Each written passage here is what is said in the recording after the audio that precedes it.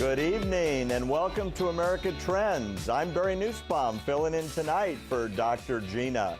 U2 America is the world's first social TV network, and it's all about you.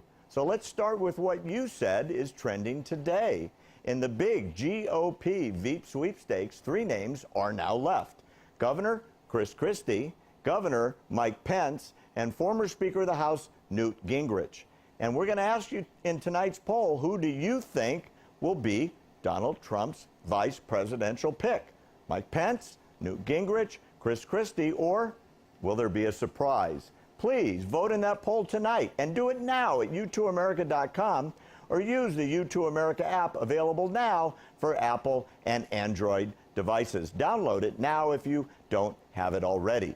So, based on several leaks that I have confirmed, it would appear there's a good chance Trump will choose Indiana Governor Mike Pence on Friday when he makes the announcement.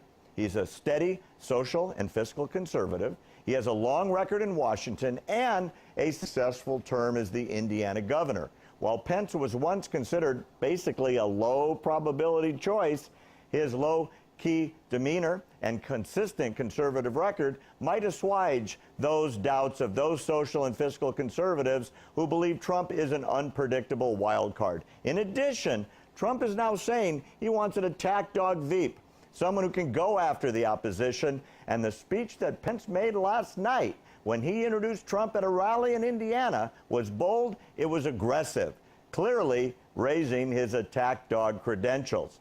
And Trump brought the kids to meet Pence at his home in Indiana. It would have seemed, from the outside, he's now the favorite. So, New Jersey Governor Chris Christie now remains as the long shot for Trump's vice presidential spot. He did Trump a huge favor early on in this election, completely destroying Rubio in a debate just as he was gaining momentum in New Hampshire. While Christie himself was never able to gain any ground in the polls, his debate performances were impressive, and it went a long way towards exposing the cracks in the establishment GOP. Like Pence, Christie is a governor with a wealth of executive experience who could provide Trump with expert steering of the ship of state. But unlike Pence, Christie is not exactly a by-the-book conservative. He has a mixed record on issues like gun control and abortion, even though they have similar moderate stances to Trump.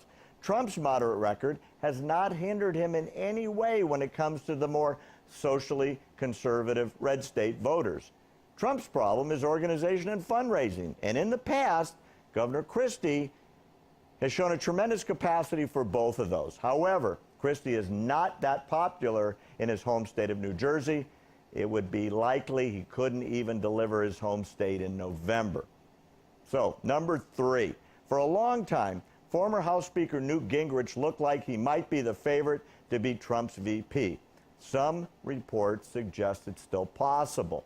In Gingrich, Trump would have a seasoned Washington insider who knows how to deal with Congress. There's no doubt that Newt is a gifted politician with a solid grasp of conservative politics, but that might not be what Trump wants and needs.